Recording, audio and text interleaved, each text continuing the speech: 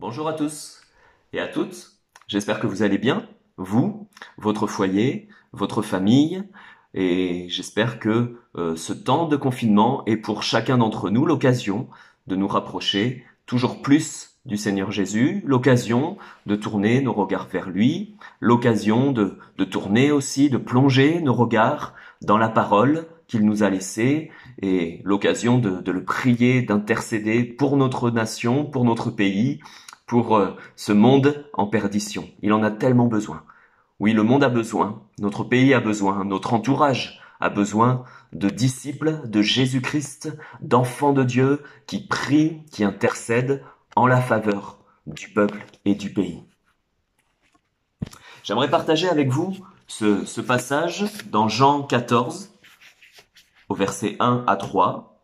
Voici ce que nous lisons, je le lis pour vous. Que votre cœur ne se trouble pas.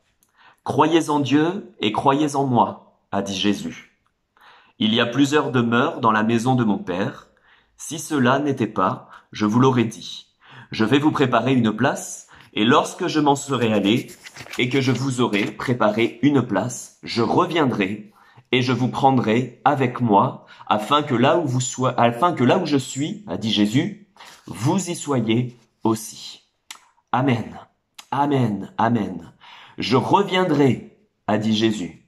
Je vous prendrai avec moi, afin que là où je suis, vous y soyez aussi. Amen. Quelle assurance pour les disciples de Jésus. Quelle consolation pour tous ceux et toutes celles qui ont foi en Christ. Jésus s'adresse à ses disciples. Jésus s'adresse à ceux qui croient en lui, qui espèrent en lui, qui ont foi en lui.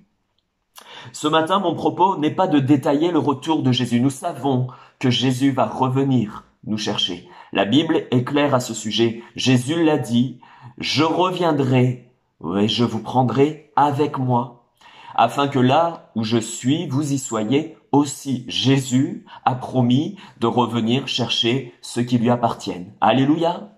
Nous qui faisons partie du peuple de Dieu, nous avons cette assurance que Jésus va venir nous chercher.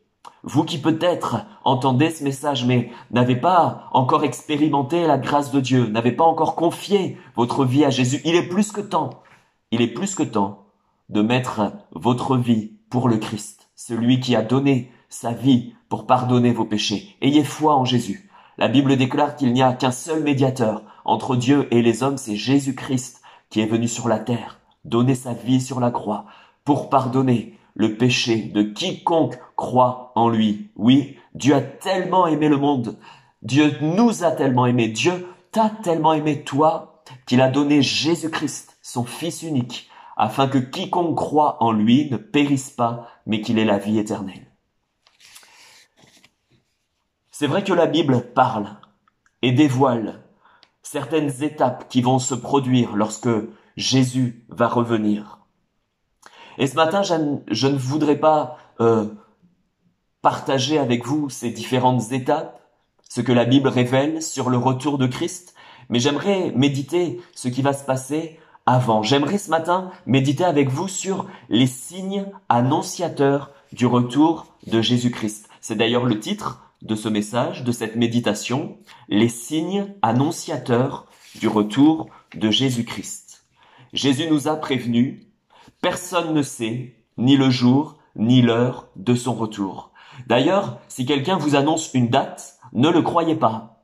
Dieu seul connaît le jour et l'heure de son retour. Vous pourrez le lire dans Marc 13, verset 32. On y reviendra tout à l'heure. Mais Jésus a parlé de signes. Jésus a parlé de signes qui se produiront avant son retour. Et il insiste même en disant, dans Marc 13, verset 29, « Quand vous verrez ces choses arriver, sachez que le Fils de l'homme est proche, à la porte. » Et il continue même en nous exhortant à être vigilants. Voici ce qu'il dit dans Marc 13, verset 33, « Prenez garde, veillez, priez, car vous ne savez quand ce jour viendra. » Ce que je vous dis, je le dis à tous, a dit Jésus, veillez. Nous ne devons pas ignorer les temps dans lesquels nous vivons. Nous ne devons pas ignorer la parole de Dieu et ses enseignements. Nous ne devons pas ignorer les signes annonciateurs du retour de Jésus-Christ. Si le Seigneur nous les a révélés, c'est pour que nous les connaissions. Quand Jésus a enseigné ses disciples concernant la fin des temps, voici la question que les disciples lui ont posée. Dis-nous, quand cela arrivera-t-il? Quel sera le signe de ton avènement et de la fin du monde? Alors, quels sont les signes annonciateurs du retour de Jésus-Christ? Jésus et la parole, les prophéties, nous révèlent qu'effectivement des événements doivent arriver avant le retour de Jésus. Premièrement, les Juifs doivent être une nation et reviendront en Israël. Vous pouvez le lire dans Deutéronome, chapitre 30, versets 3 et 4. Il est écrit ceci: « L'Éternel ton Dieu ramènera tes captifs et aura compassion de toi. Il te rassemblera encore du milieu de tous les peuples chez lesquels l'Éternel ton Dieu t'aura dispersé. Quand tu serais exilé à l'autre extrémité du ciel, l'Éternel ton Dieu te rassemblera de là, et c'est là qu'il te cherchera. » Ézéchiel, chapitre 37, verset 21, voici ce que nous lisons. « Ainsi parle le Seigneur, l'Éternel, voici, je prendrai les enfants d'Israël du milieu des nations où ils sont allés, je les rassemblerai de toutes parts et je les ramènerai dans leur pays. Amen. » La nation d'Israël n'a cessé d'être dispersée à cause de sa désobéissance. Lorsque nous lisons l'Ancien Testament, nous apercevons qu'effectivement, il y a eu dispersion des Juifs. Et puis en 70, la nation juive a encore été dispersée dans le monde entier à cause de sa désobéissance, à cause de son refus de Christ. Et nous savons les conséquences que ça a eues sur le peuple juif durant des siècles et des siècles. En 1948, le 14 mai exactement 1948, Israël est devenu une nation indépendante, comme les prophéties l'avaient annoncé. Et en 1967, ils prirent la ville de Jérusalem. Et vous savez, des milliers de Juifs venant de toute la planète ne cessent de retourner s'installer en Israël. Et ces dernières années, il n'y en a jamais eu autant. Oui, il y a un phénomène qui est en train de se passer. Les Juifs reviennent en Israël. Les Juifs, là où ils étaient exilés, là où ils étaient dispersés pendant des siècles et des siècles, sont en train de revenir. La nation déjà a été mise en 48 et les Juifs, plus que jamais, sont en train de faire ce voyage-là pour revenir en Israël. C'est un des signes annonciateurs. Les prophéties faites il y a des milliers d'années sont en train de s'accomplir sous nos yeux. Et puis il y a un deuxième signe annonciateur. Jésus a dit que l'évangile sera annoncé dans le monde entier. On peut le lire dans Matthieu 24, verset 14. Voici ce qui est écrit, Jésus dit, « Cette bonne nouvelle du royaume sera prêchée dans le monde entier pour servir de témoignage à toutes les nations. Alors viendra la fin. » La Bible est le livre le plus imprimé, le plus répandu, le plus distribué et le plus lu sur toute la surface de la terre. Tous les moyens de communication sont utilisés pour répandre l'évangile à toutes les nations. L'imprimerie, la radio, la télévision, Internet, les réseaux sociaux, des associations de traduction de la Bible mettent tout en œuvre pour que toutes les nations, toutes les langues, tous les dialectes puissent lire, entendre le merveilleux message de l'évangile de Jésus. ce message qui sauve, qui libère, qui rachète. Aujourd'hui, nous sommes plus de 7 milliards d'êtres humains sur la Terre.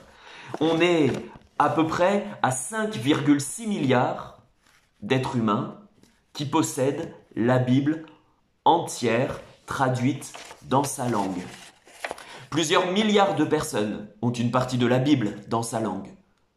Les évangiles, ou tout le Nouveau Testament, ou avec les psaumes. Aujourd'hui, à peu près, on estime à environ 240 millions d'êtres humains sur la Terre qui ne disposent d'aucune traduction dans leur langue, aucune portion, aucun livre dans leur propre langue ou dialecte. Plus que jamais, nous sommes en train d'atteindre toutes les nations. C'est un signe annonciateur du retour de Jésus, la prédication de l'Évangile à toutes les nations, jusqu'aux extrémités de la terre. Et puis il y a un troisième signe aussi, c'est l'apparition de nombreuses sectes, l'apparition de faux prophètes. Jésus a dit dans Matthieu 24, au verset 4 et 5, Jésus leur répondit, « Prenez garde que personne ne vous séduise, car plusieurs viendront sous mon nom, disant, c'est moi qui suis le Christ, et ils séduiront beaucoup de gens. » Verset 11, « Plusieurs faux prophètes s'élèveront, et ils séduiront beaucoup de gens. » Verset 23 et verset 24, « Si quelqu'un vous dit alors, le Christ est ici, ou il est là, ne le croyez pas, car il s'élèvera de faux Christ et de faux prophètes. Ils feront de grands prodiges et des miracles au point de séduire, s'il était possible, même les élus. » Et puis dans 1 Timothée, chapitre 4 et au verset 1, il est écrit ceci, « L'Esprit dit expressément que dans les derniers temps, quelques-uns abandonneront la foi pour s'attacher à des esprits de séduction et à des doctrines de démons. » Oui, dans les derniers temps, il y aura des esprits de séduction, il y aura des doctrines de démons et il y en aura qui abandonneront la foi, la véritable foi, pour se tourner vers ces doctrines-là. Le nombre de sectes, le nombre de faux mouvements religieux ne cesse d'augmenter. Le nombre de faux enseignements ne cesse d'augmenter. Et avec Internet et les réseaux sociaux, le nombre de fausses doctrines ne cesse d'augmenter. Avec Internet et les réseaux sociaux, beaucoup de doctrines mensongères s'infiltrent dans les maisons. Des évangiles au rabais, des évangiles à l'eau de rose, des miracles au point de semer le trouble même parmi les chrétiens. Ceci est un signe annonciateur de la fin des temps. Veillons, frères et sœurs, comme l'a dit Jésus, à ce que personne ne nous séduise. Restons attachés à la véritable parole de Jésus-Christ. Ne nous laissons pas séduire.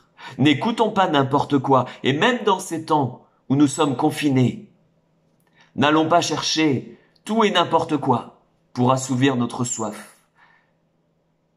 Plongeons les regards dans la parole de Christ, dans la parole de Dieu. Restons attachés à la parole, la véritable parole de Dieu. Alléluia. Il y a un quatrième signe annonciateur du retour de Jésus. Les disciples, je vous l'ai dit, ont posé cette question à Jésus. Quel sera le signe de ton avènement? Et Jésus répond ceci dans Matthieu 24, au verset 6 et 7. Vous entendrez parler de guerre. Vous entendrez parler de bruit de guerre. Gardez-vous d'être troublés, car il faut que ces choses arrivent. Mais ce ne sera pas encore la fin. Une nation s'élèvera contre une nation, un royaume s'élèvera contre un royaume. Le XXe siècle a vu des nations se soulever les unes contre les autres, des royaumes se soulever les uns contre les autres. On pense bien sûr aux 2 guerres mondiales qui se sont passées. Et puis les guerres coloniales ici ou là, les guerres civiles ici ou là. le terrorisme qui ne cesse de prendre de l'ampleur, qui se renforce, et tous les nouveaux attentats qui se sont produits, déjoués, ou qui sont en préparation. Combien de fois les médias ont-ils affirmé que nous étions en guerre contre tout ce réseau terroriste, que l'on appelle d'ailleurs un État, l'État islamique? Le président de la République, Emmanuel Macron, a également dit à plusieurs reprises, dernièrement, concernant le coronavirus, nous sommes en guerre. Nous sommes en guerre. Et puis toutes les guerres, ici ou là, que nous entendons, ou alors qui sont sur le point d'éclater, Jésus a dit très clairement, pour répondre à la question de ses disciples, quel sera le signe de ton avènement et de la fin du monde? Jésus a répondu très clairement, entre autres, vous entendrez parler de guerre et de bruit de guerre. Avant les médias, on n'entendait pas autant parler de guerre. Mais par tous nos moyens de communication, nous entendons même ce qui se passe à l'autre bout du monde. On entend parler de guerre ici ou là. C'est un des signes annonciateurs du retour de Jésus-Christ. Le Seigneur a dit de ne pas être troublé, mais de veiller, de prier, de nous tenir prêts. Un cinquième signe annonciateur, c'est l'augmentation de l'impiété et de l'apostasie. On peut lire dans 2 Timothée, au chapitre 3 et au verset 1 à 5. Voici ce que la parole nous dit. Sache que dans les derniers jours, il y aura des temps difficiles, car les hommes seront égoïstes, amis de l'argent, fanfarons, hautains, blasphémateurs, rebelles à leurs parents, ingrats, irreligieux, insensibles, déloyaux, calomniateurs, intempérants, cruels, ennemis des gens de bien, traîtres, emportés, enflés d'orgueil, aimant le plaisir plus que Dieu, ayant l'apparence de la piété, mais reniant ce qui en fait la force. Éloigne-toi de ces hommes-là. Nous ne cessons d'entendre un accroissement de la violence en tout genre. Nous ne cessons d'entendre même que l'âge de ceux qui commettent de telles choses est de plus en plus jeune. Les jeunes ne cessent de se rebeller contre toute forme d'autorité. Les parents, premièrement, les enseignants, la police, le gouvernement. Il n'y a jamais eu autant de familles qui n'arrivent plus à gérer leurs enfants, qui sont de plus en plus rebelles, de plus en plus durs. La délinquance juvénile ne cesse d'augmenter. Des choses abominables pour Dieu sont de plus en plus tolérées, acceptées, pratiquées, même dans notre pays. Des lois ont été votées alors qu'elles sont iniques devant Dieu. Voici ce que nous lisons dans Matthieu 24 et au verset 12.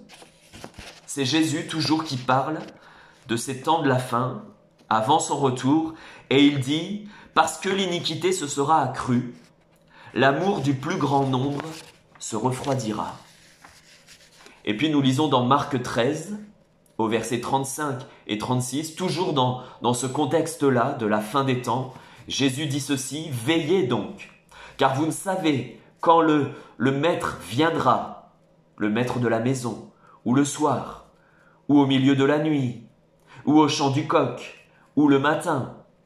Craignez qu'il ne vous trouve endormis à son arrivée soudaine. » Et puis nous lisons aussi dans Luc 18, verset 8, « Mais quand le Fils de l'homme viendra, trouvera-t-il la foi sur la terre ?» De la même manière que du temps de Noé, la violence remplissait toute la terre. De la même manière, quand Jésus reviendra, la violence remplira toute la terre, et l'impiété et l'apostasie s'accroîtra. Sommes-nous conscients des temps dans lesquels nous vivons, où le bien est appelé mal et le mal est appelé bien, des lois iniques qui sont acceptées, votées? Le monde pense faire toutes ces choses en toute impunité.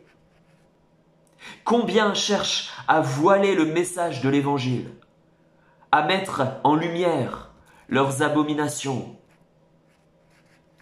Mais moi je lis dans la Bible, dans Ésaïe, au chapitre 5 et au verset 20, « Malheur à ceux qui appellent le mal bien et le bien mal.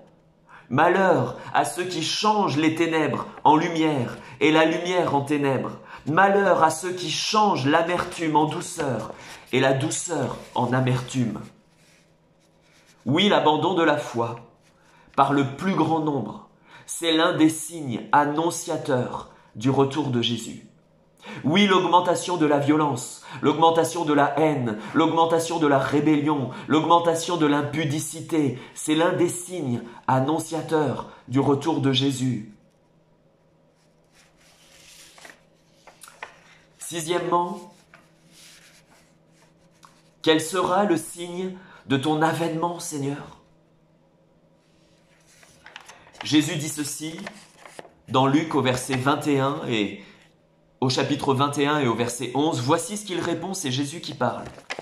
Pour répondre à cette question, il y aura de grands tremblements de terre et en divers lieux des pestes et des famines. Il y aura des phénomènes terribles et de grands signes dans le ciel. Nous ne cessons d'entendre sur toute la surface de la terre parler de tremblements de terre, parler de tsunamis, parler de tempêtes en tout genre plus catastrophiques les unes que les autres, parler de famine, parler de peste. Et nous sommes confinés à cause de l'une d'entre elles. Tous ces événements, tout ce désordre climatique, toutes ces conséquences catastrophiques sont des signes annonciateurs du retour de Jésus-Christ. Nous ne cessons d'en entendre parler. Il y en a de plus en plus. En tout lieu, personne n'est épargné. Il y a un autre signe, septièmement, annonciateur également, de la fin des temps. Jésus a répondu à la question de ses disciples concernant les signes de la fin des temps. Il parle d'angoisse, il parle de peur. Dans Luc 21, versets 25 et 26, voici ce que nous lisons. Jésus a dit, « Sur la terre, il y aura de l'angoisse chez les nations qui ne sauront que faire. Au bruit de la mer et des flots, les hommes rendant l'âme de terreur, dans l'attente de ce qui surviendra sur la terre, car les puissances des cieux seront ébranlées. » Ça fait plusieurs décennies maintenant que la dépression ne cesse de faire des ravages. On n'a jamais autant prescrit d'anxiolytiques et d'antidépresseurs, signe que le monde est angoissé. Il n'y a jamais eu autant de suicides parmi les adolescents, parmi la jeunesse qu'aujourd'hui. Et c'est sûr, avec ce que nous sommes en train de vivre, l'effondrement économique de nos pays riches, qui est en train de se profiler, l'insécurité, la peur du lendemain va encore augmenter considérablement dans les foyers. Oui, la peur, l'angoisse est l'un des signes annonciateurs du retour de Jésus-Christ. Huitièmement, Jésus a parlé comme signe de la persécution des chrétiens. Voici ce que nous lisons dans Luc au chapitre 21 à partir du verset 12. « Mais avant tout cela, on mettra la main sur vous et l'on vous persécutera. On vous livrera aux synagogues, on vous jettera en prison, on vous mènera devant des rois et devant des gouverneurs à cause de mon nom. Vous serez livrés même par vos parents, par vos frères, par vos proches et par vos amis. Et ils feront mourir plusieurs d'entre vous. Vous serez haïs de tous à cause de mon nom. Mais il ne se perdra pas un de vos cheveux. Par votre persévérance, vous sauverez votre âme. Amen. Nous le savons et nous l'entendons, et encore plus ces dernières années, et même ces derniers mois, et même ces dernières semaines, nous le partagions avec l'Église. Il y a de plus en plus de chrétiens persécutés à cause de leur foi en Jésus-Christ. De plus en plus de pays qui persécutent la foi des chrétiens. Oui, le nombre de persécutions augmente considérablement, même dans des pays où c'était la paix pour les chrétiens. Nous l'avons partagé ces dernières semaines avec l'Assemblée de Cherbourg, oui, dans certains pays d'Afrique comme le Burkina, alors que les chrétiens étaient en paix de vivre librement, pour vivre librement leur foi en Jésus. Aujourd'hui, ils sont persécutés. L'État islamique ne cesse de terroriser les nations à cause de la foi en Christ. C'est l'un des signes annonciateurs du retour de Jésus. Et puis il y a un autre signe annonciateur du retour de Jésus. Je souris parce que celui-là, il est béni. Il s'agit de l'effusion du Saint-Esprit. Un dernier signe annonciateur du retour de Jésus-Christ que j'aimerais partager avec vous, nous le trouvons dans Actes au chapitre 2 et au versets 17 et 18. Dans les derniers jours, dit Dieu, je répandrai de mon esprit sur toute chair. Vos fils et vos filles prophétiseront, par l'esprit bien sûr. Vos jeunes gens auront des visions et vos vieillards auront des songes. Oui, sur mes serviteurs et sur mes servantes, dans ces jours-là, je répandrai de mon esprit et ils prophétiseront. Amen. Alléluia. Oui, dans les derniers jours, l'un des autres signes, c'est l'effusion du Saint-Esprit de Dieu en tout lieu, sur toute la terre. Bien sûr que cette prophétie concernait premièrement ce qui s'est passé le jour de la Pentecôte et que nous pouvons lire dans Acte 2. Mais il est écrit dans les derniers jours. Dans les derniers jours. Par conséquent, nous pouvons nous attendre en même temps qu'il y aura des catastrophes, en même temps qu'il y aura des calamités, en même temps que la persécution augmentera, en même temps que la violence, l'iniquité, l'apostasie s'étendra. En même temps, il y aura l'effusion du Saint-Esprit. Alléluia. Si nous lisons l'histoire de l'Église, nous sommes aujourd'hui dans un temps tout particulier où l'Évangile est en train d'être annoncé à toutes les nations, jusqu'aux extrémités de la terre. Et par conséquent, il s'ensuit une effusion du Saint-Esprit également partout, sur toute la surface de la terre. Le Saint-Esprit n'est plus répandu uniquement à Jérusalem, comme dans Acte 2, mais désormais, il est répandu sur toute chair, sur tous ceux qui croient en Christ, en tout lieu, jusqu'aux extrémités de la terre. C'est l'un des signes annonciateurs de la fin des temps. Oui, dans les derniers jours, je répandrai de mon esprit, a dit Jésus. Alléluia. Frères et sœurs, nous devons nous souvenir des enseignements de Jésus. Nous ne devons pas ignorer les temps dans lesquels nous vivons. Je ne suis pas en train de vous dire que Jésus va revenir demain. Je vous disais en introduction que personne ne sait quand Jésus reviendra. Personne. Mais je suis en train de rappeler une chose de la part de Dieu. Veillons, prions, tenons-nous prêts, parce que son retour est proche. Ce n'est pas la première fois qu'il y a des guerres.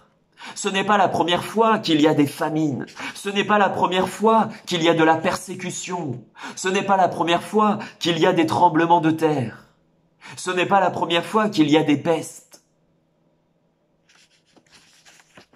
Mais tous ces signes-là que nous venons d'aborder, La particularité de tout cela, c'est qu'ils sont en train d'arriver en même temps, un peu partout sur la face de la terre et de façon plus en plus fréquente. Tout comme un accouchement, les douleurs de la femme enceinte s'intensifient et sont de plus en plus rapprochées jusqu'à ce que l'enfant apparaisse. Tous ces signes annonciateurs du retour de Jésus-Christ s'intensifient. Ils sont de plus en plus rapprochés. Ils sont en tout lieu sur la terre, jusqu'à ce que Jésus revienne nous chercher. Que notre cœur ne se trouble pas, mais veillons, prions, tenons-nous prêts, nous qui sommes à Jésus-Christ. Et puis c'est le temps plus que jamais de mettre sa vie en règle avec Jésus pour ceux et celles qui n'ont pas fait encore la paix avec Jésus. Jésus revient bientôt. Il est proche. Tous ces signes que nous venons de partager sont en train de s'intensifier. Oui, Jésus revient. Es-tu prêt? Es-tu prêt? Prépare-toi à la rencontre de ton Dieu. Prépare-toi. Prépare-toi à rencontrer Jésus. Sois dans la joie. Toi qui as pour sauveur le Christ. Reste fidèlement attaché à la parole. Ne t'en détourne pas. Ce n'est pas le moment de se laisser séduire par tout ce que nous pouvons trouver sur Internet. C'est pas le moment de se laisser séduire. Mais c'est le moment de rester ferme, fidèle. C'est le moment de faire la paix avec Christ si tu n'as pas fait la paix avec Jésus. C'est le moment de revenir à Christ si tu l'as laissé de côté, si tu as abandonné la foi. C'est le moment, c'est le temps. Jésus revient bientôt. Tous ces signes annonciateurs s'intensifient. Ne reste pas sur le bas-côté, mais viens à Jésus. Lui seul peut te sauver. Lui seul peut te faire paraître debout le jour où il reviendra. Jésus a dit que personne ne peut aller au Père si ce n'est en passant par lui. Passe par Jésus, viens à Jésus, sois prêt. Réalise les temps dans lesquels nous vivons et que ta vie soit en règle avec Jésus. Que Dieu soit béni. Que Dieu soit béni. Que Dieu bénisse chacun d'entre nous, et nos familles, et nos foyers, et l'église de Cherbourg à laquelle nous appartenons, et toutes les autres assemblées qui prêchent la vérité. Que Dieu soit béni, que son évangile se propage encore dans ces derniers temps, que l'effusion de l'Esprit soit encore pour ces derniers temps. Réclamons le baptême de l'Esprit, parce que Jésus nous l'a promis. Soyez bénis au nom de Jésus. Gardez la paix. Amen.